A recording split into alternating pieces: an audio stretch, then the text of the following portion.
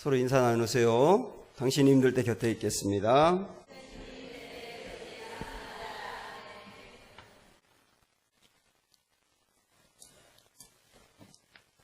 신뢰를 파는 사람, 이런 제목입니다.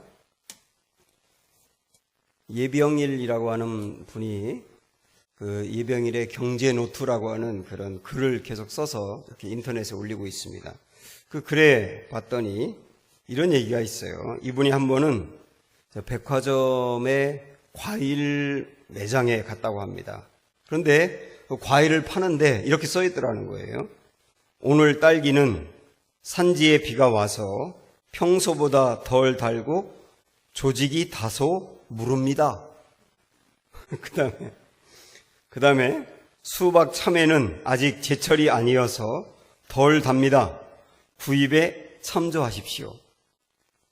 그걸 보는 순간 팔겠다는 건지 안 팔겠다는 건지 사라는 건지 사지 말라는 건지 순간적으로 혼란스럽더라는 겁니다.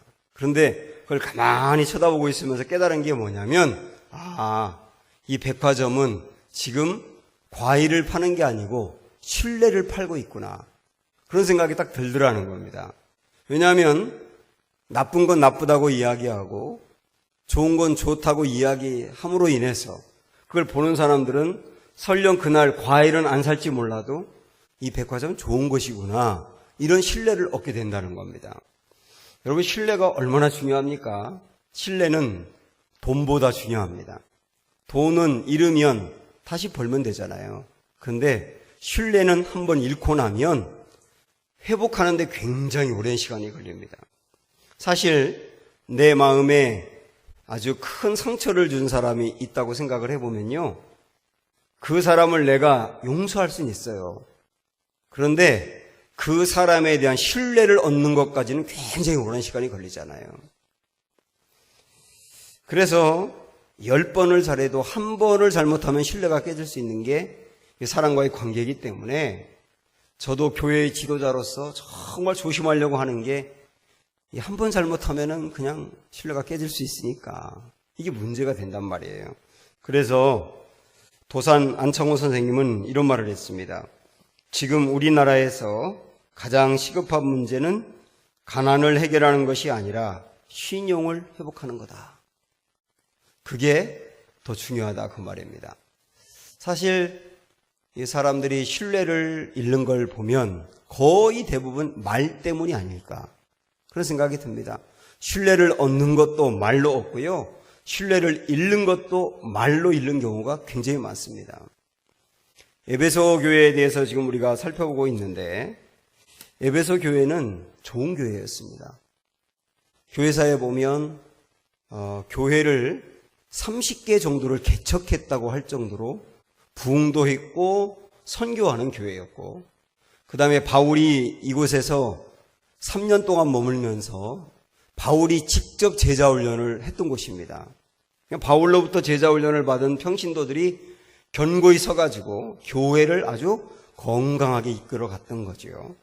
그런데 이렇게 좋은 교회였던 에베소 교회 안에도 여러 가지 많은 문제가 있었습니다.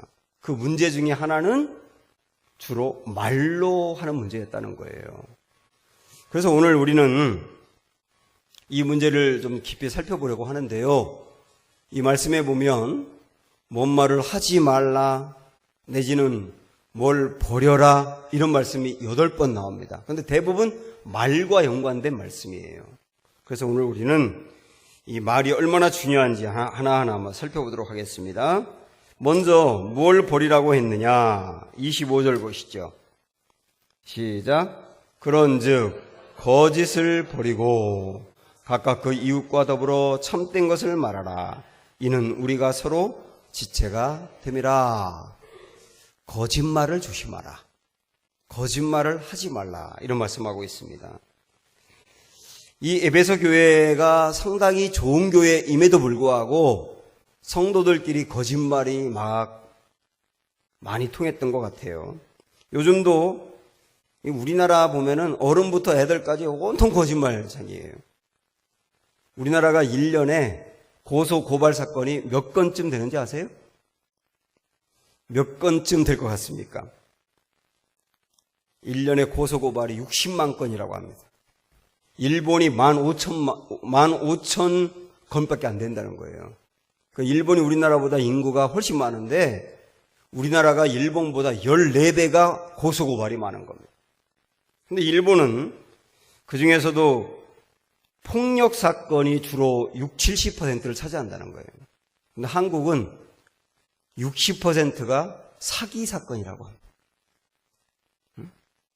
그러니까 이 사기라고 하는 거는요, 거짓말이잖아요.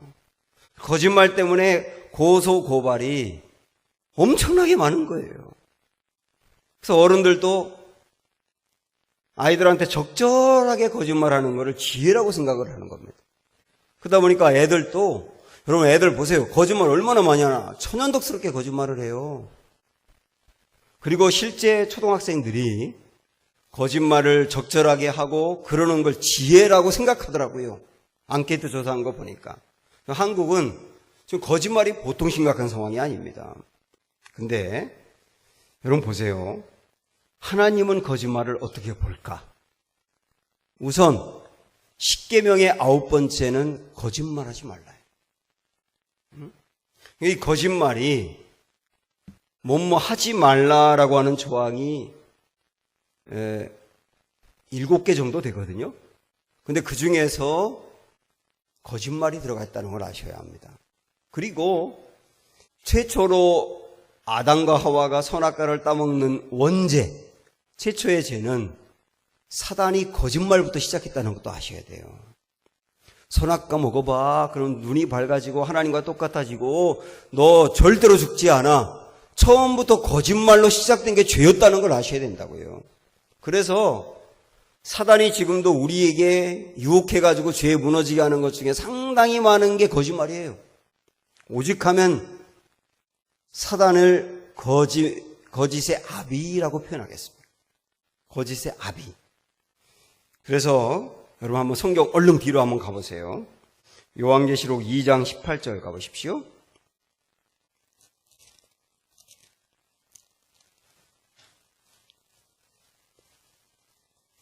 죄송해요. 요한계시록 21장 8절. 21장 8절.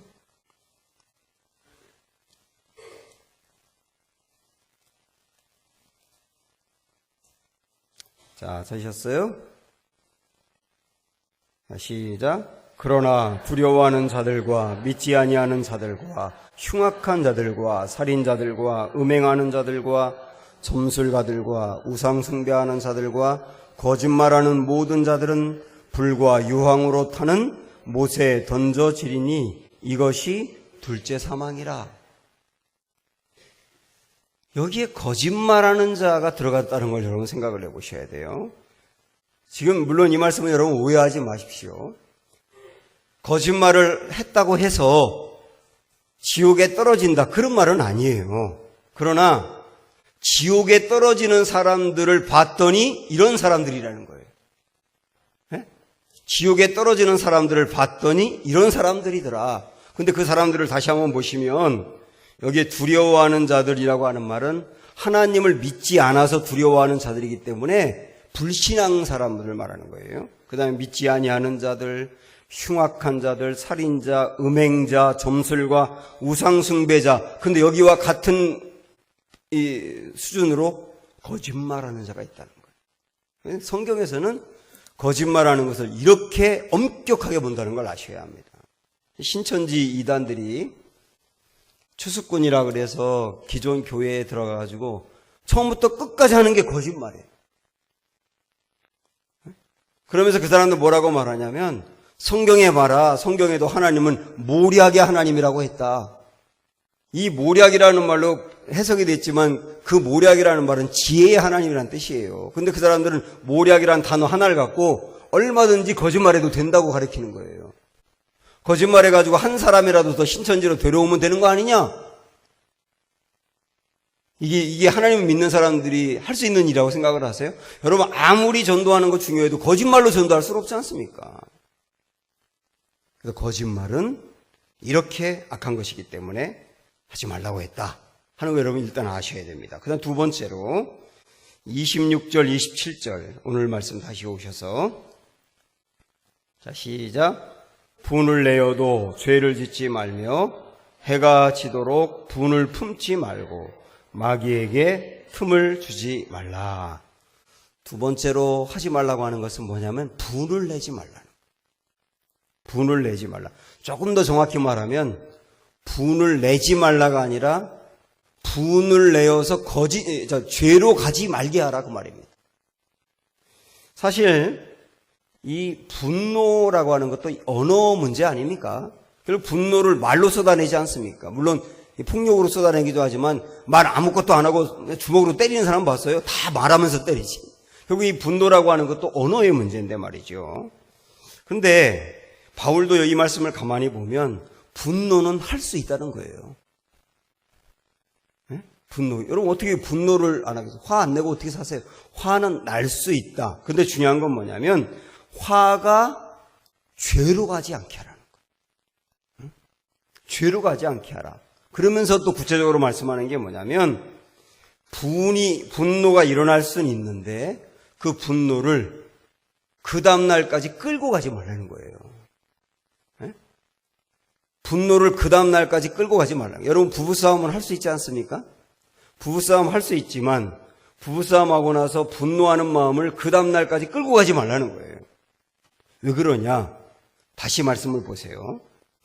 26절부터 보면 분을 내어도 죄를 짓지 말며 해가 지도록 분을 품지 말고 그 다음 뭐라고 말했어요?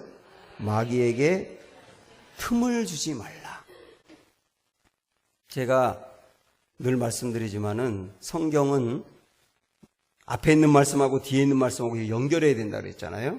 그럼 마귀에게 틈을 주지 말라라고 하는 말씀이 앞에 있는 분을 내지 말라라고 하는 말씀하고 연결하면 어떤 의미냐면 우리가 분노할 수는 있는데 화가 날 수 있는데 이 화를 금방 풀지 않고 그 다음날까지 갖고 가다 보면 마귀가 틈탈 수 있다 그 얘기예요.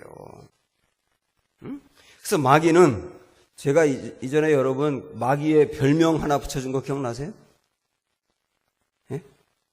마귀 별명 제가 하나 붙였다 그러잖아요. 기억 안 나세요? 마귀 별명 깐대 똑까라 그랬지 않습니까? 깐대 똑까. 우리의 약점을 집요하게 공격하는 게 마귀다. 근데 제가 마귀 별명 또 하나 붙였어요. 마귀는 틈새 공략의 마술사입니다. 응? 틈새 공략의 마술사. 우리가 죄를 딱 지을 틈만 보이면 거기를 비집고 들어와서 유혹해서 넘어뜨리거든요. 내가 화가 났어요. 배우자 때문에 화가 났던, 애들 때문에 화가 났던, 누구 때문에 화가 났던 이 화를 품지 않고 그 다음날까지 가면 틀림없이 틈이 생겨서 그 틈으로 마귀가 딱 들어와가지고 우리를 죄에 넘어지게 만든다 그 말이에요. 그래서 분노는 할 수 있지만 죄로 가지 않도록 금방 풀어야 된다 이런 말을 하고 있는 겁니다.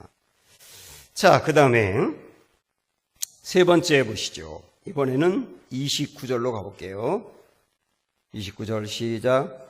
무릇 더러운 말은 너희 입 밖에도 내지 말고 오직 덕을 세우는 데 소용되는 대로 선한 말을 하여 듣는 자들에게 은혜를 끼치게 하라. 세 번째 하지 말라는 게 뭐예요? 더러운 말이에요. 더러운 말. 이 더러운 말이라고 하는 것은 뭐냐면 감정대로 막 쏟아 부어서 상대방에게 상처를 주는 말을 말하는 거예요. 내 안에 막 감정이 끌어오른다 그래서 억제하지 않고 막 감정이 올라오는 대로 막 해버려가지고 그것 때문에 상처 입게 하지 말라 그런 얘기입니다.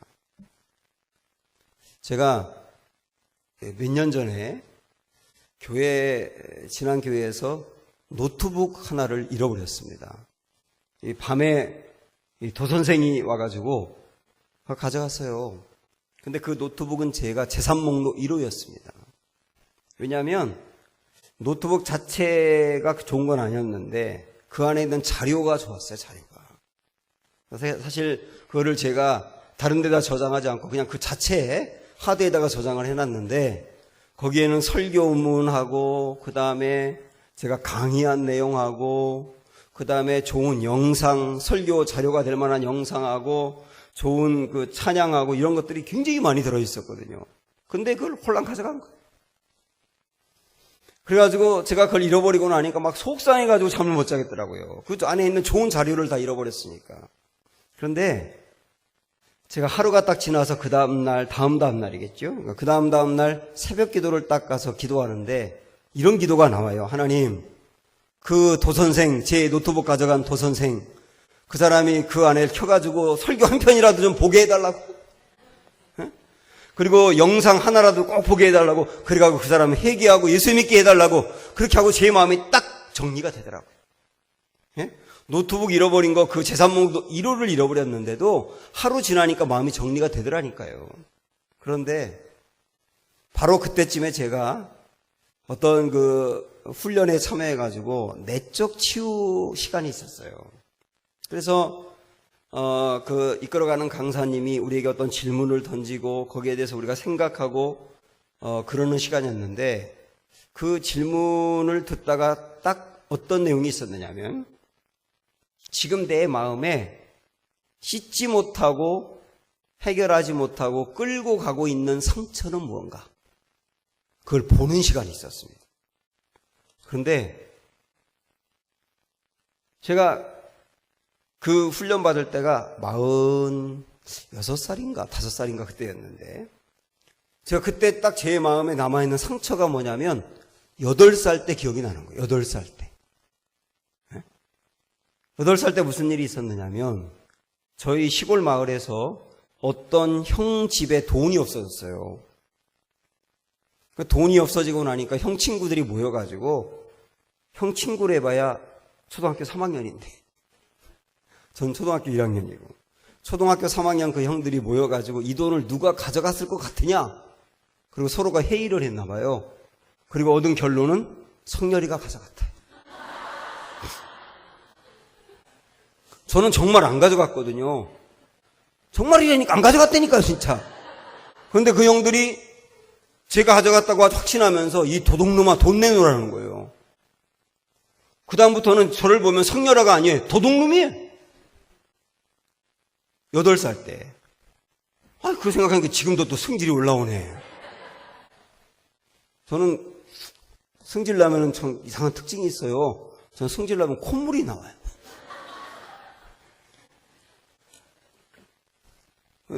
여러분, 저를 성질 돋구시면 안 돼요. 콧물이 나온대. 지금 콧물이 나오려고 그러네. 응? 그러니까 8살 때 그 생각이 45살까지 나는 거예요.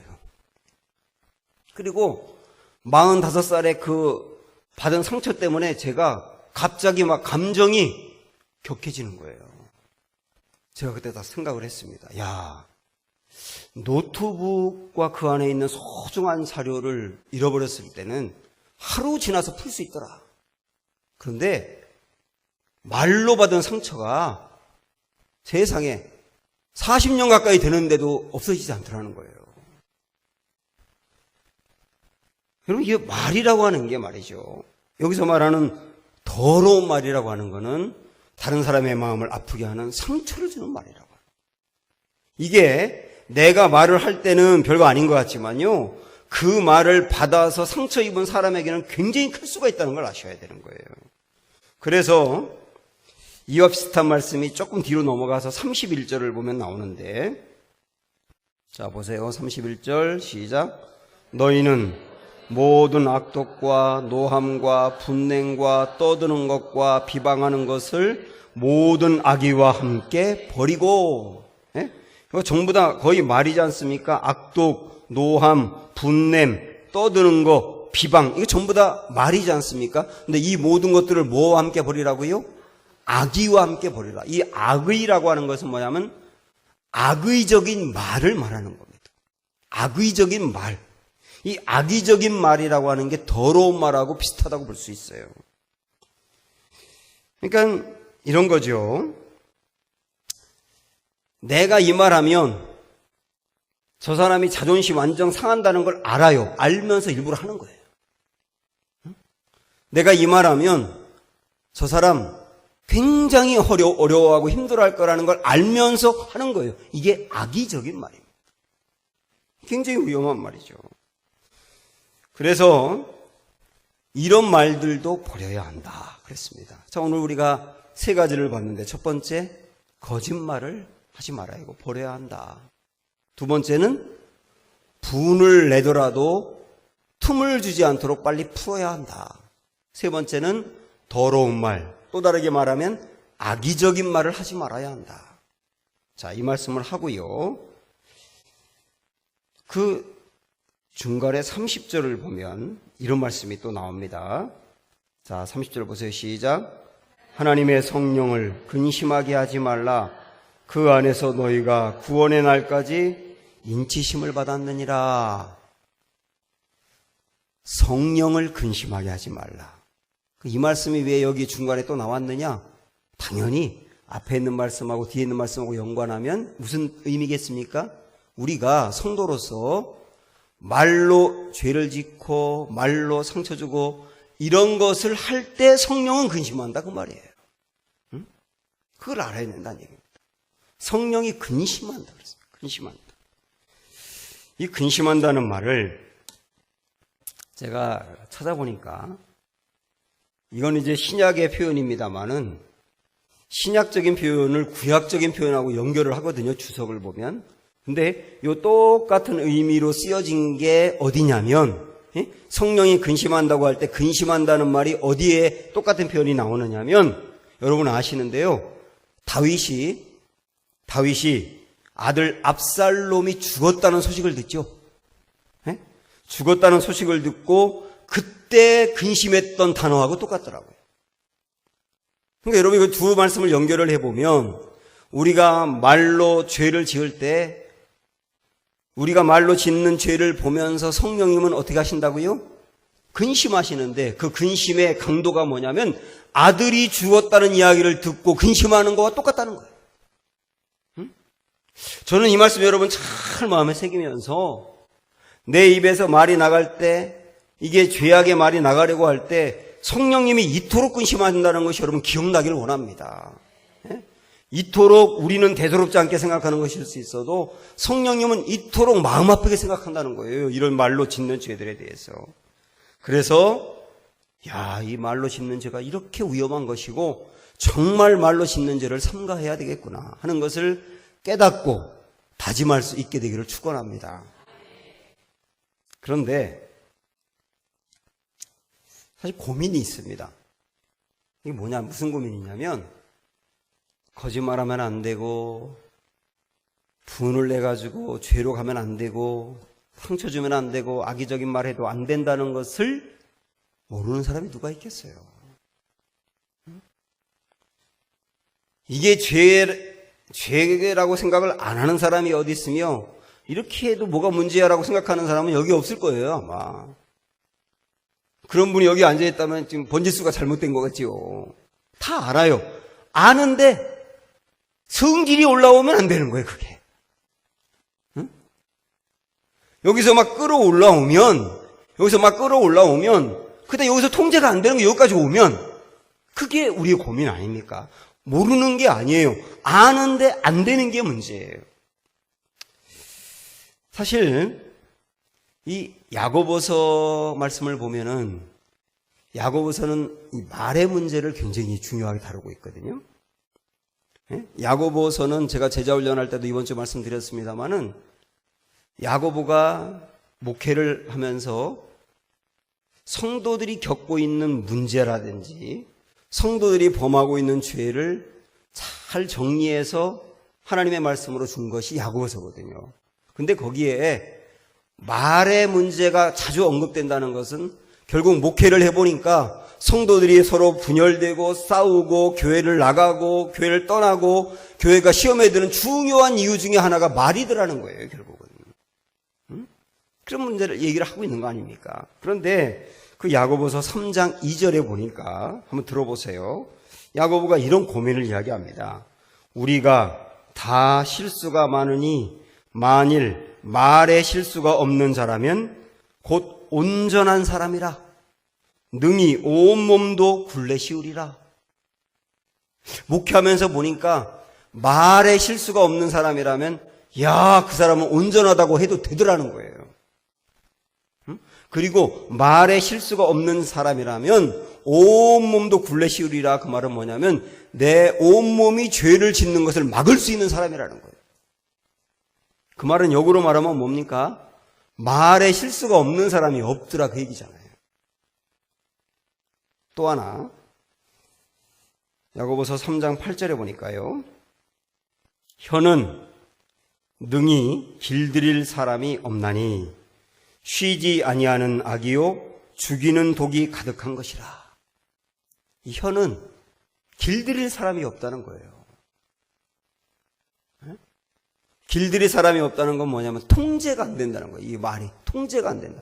이 조그만데 요 입이 통제가 안 된다.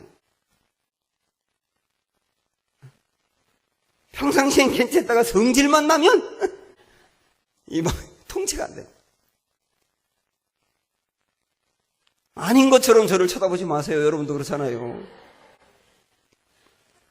그래서 정말 길들이기 어렵고 통제하기 어렵고 제어하기 어려운 이 말을 어떻게 우리가 통제할까? 네?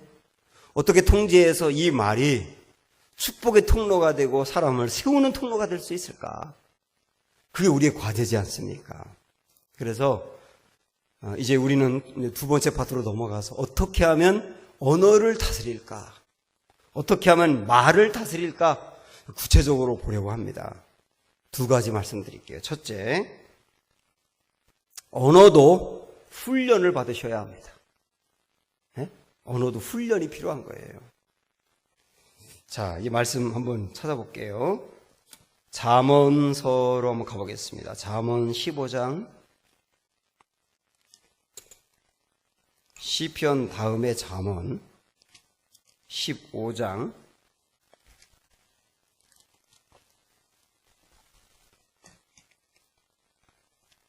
925쪽에 있습니다. 28절.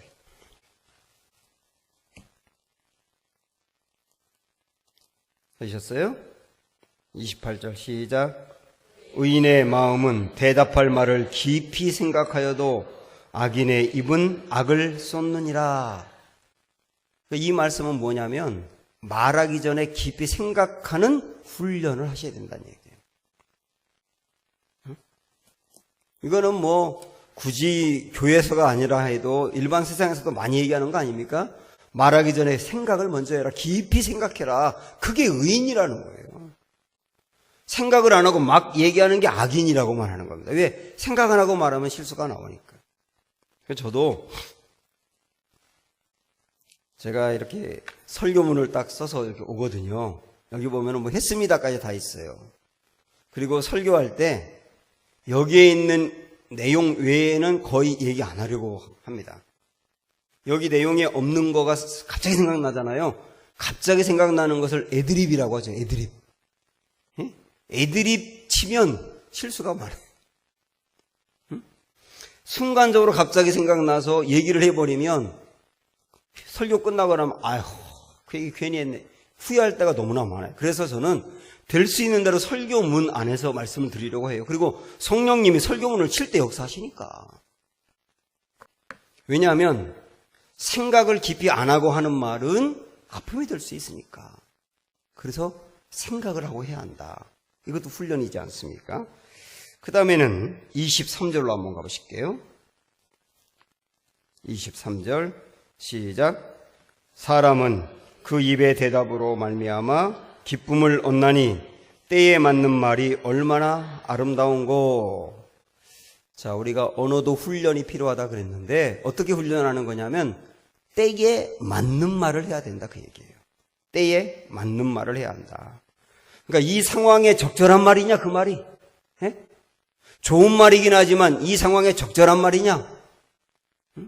좋은 말인데 그 상황에서 그 말을 했을 때 아파할 사람은 없겠느냐. 그래서 그 상황과 때에 적절한 말을 할 수 있는 훈련을 해야 한다. 이렇게 말씀하고 있는 겁니다. 이 성경에서 말씀하잖아요. 자, 오늘 말씀으로 다시 와서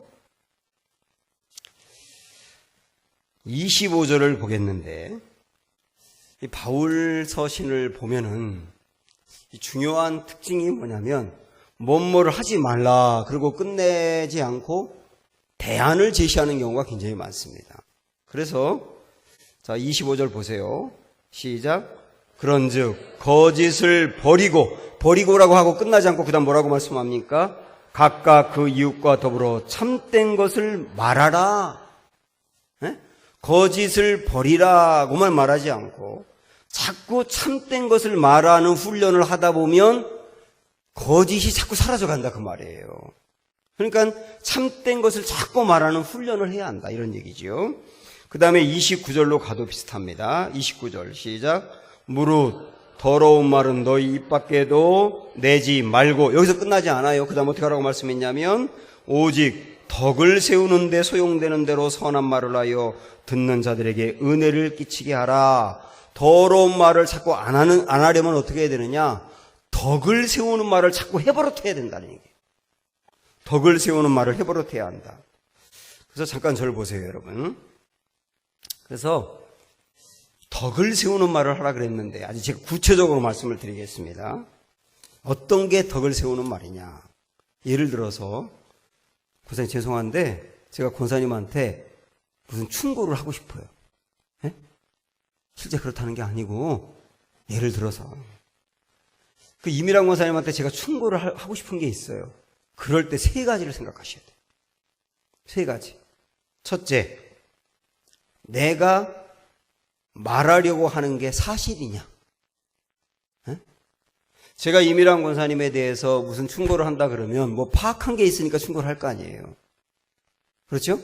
그리고 그 파악한 거에 대해서 제가 이렇게 하라고 말할 거 아니에요. 그게 진짜 사실이냐?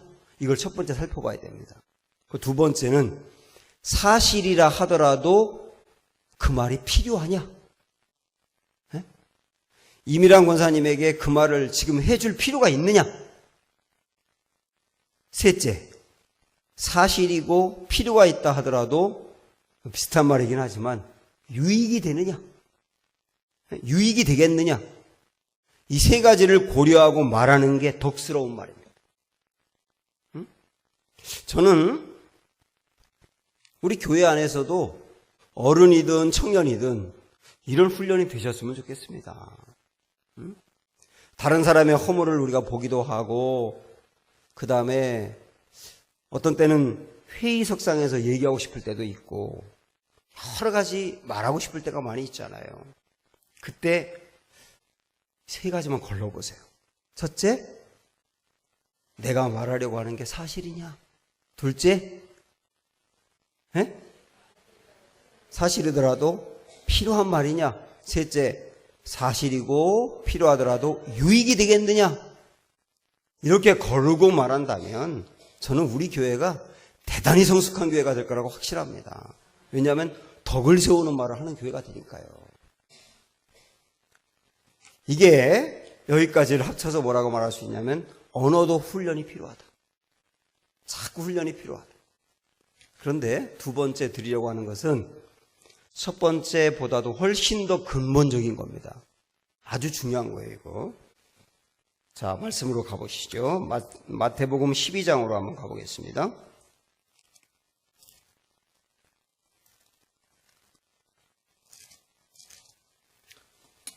마태복음 12장 33절부터 37절까지.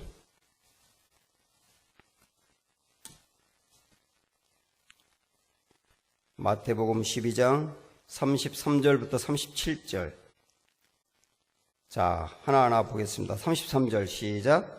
나무도 좋고 열매도 좋다 하든지 나무도 좋지 않고 열매도 좋지 않다 하든지 하라. 그 열매로 나무를 아느니라. 지금 우리 예수님이 무엇을 말씀하고 있냐면 말에 대해서 말씀하고 있는 거예요. 말. 사람들이 하는 말.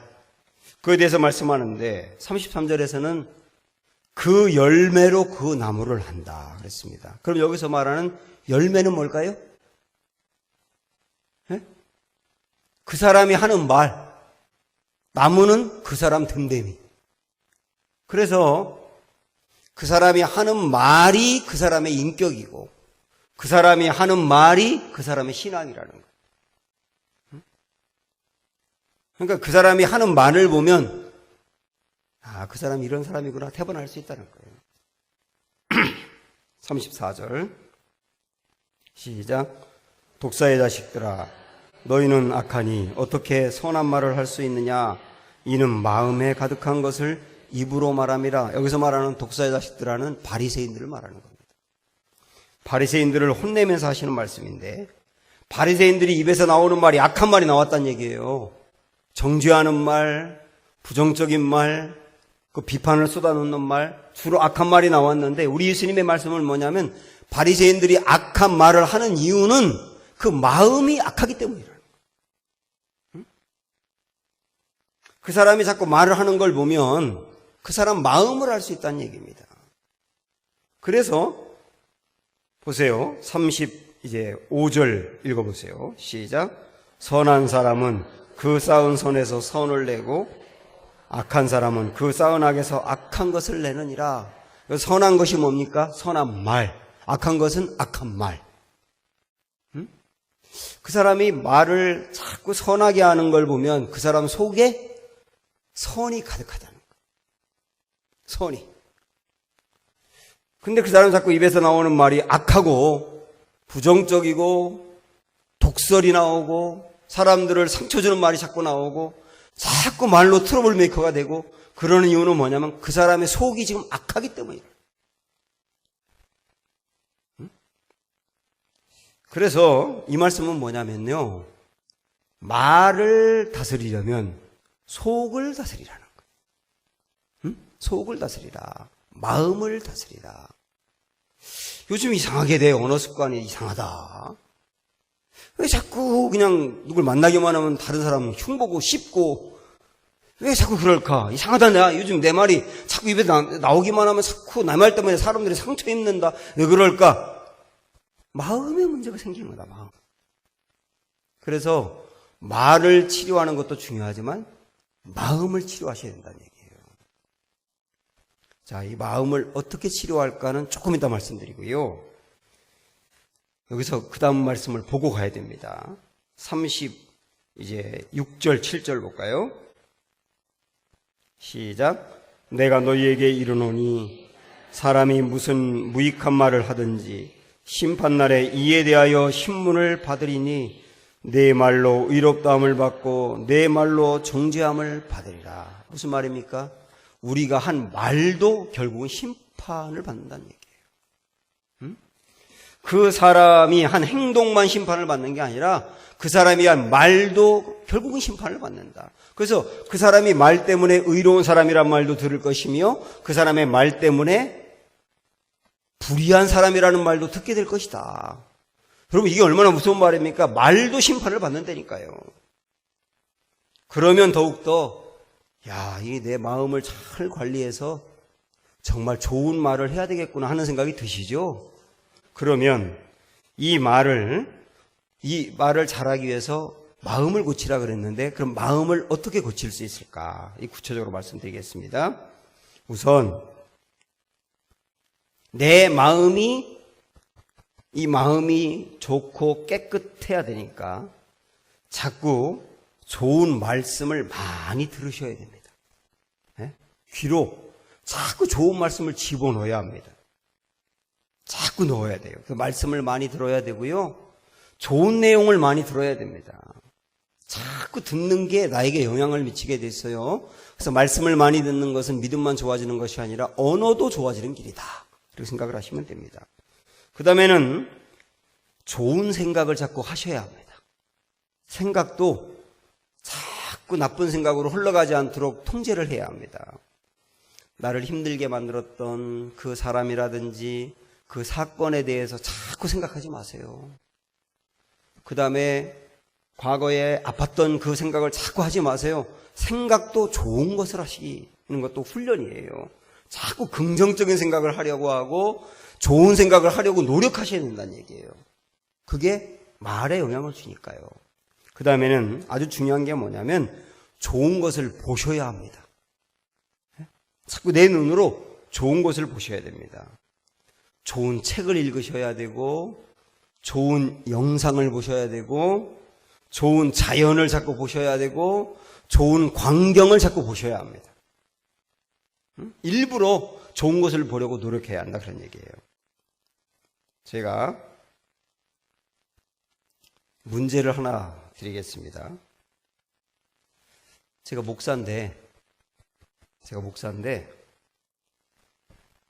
성경이 있어요. 제가 성경의 영향을 많이 받겠습니까? 아니면 포르노 영상의 영향을 많이 받겠습니까? 질문하기도 좀 민망한데 잘 생각을 해보세요. 목사인 제가 성경의 영향을 더 받겠어요? 포르노 영상의 영향을 더 받겠어요? 네? 그렇게 말씀하실 수 있지만 답은 뭐냐면 더 많이 보는 것에 영향을 받는 거예요.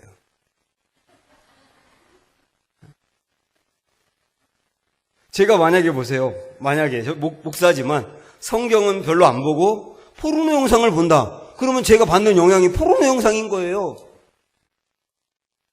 목사인 저라도 그렇단 말이에요. 이해가 되시죠? 무슨 말 하는지.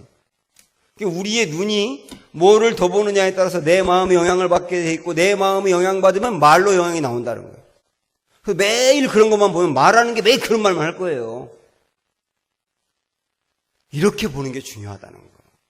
그래서 사랑하는 여러분, 마음 관리가 언어 관리다. 언어 관리가 신뢰 관리다. 그러므로 내 마음을 지금까지 들은 것으로 잘 관리하셔서 훈련도 잘 받으셔서 우리 입에서 좋은 말이 나올 수 있는 은혜의 사람이 되시기를 주님의 이름으로 축복합니다. 기도하겠습니다.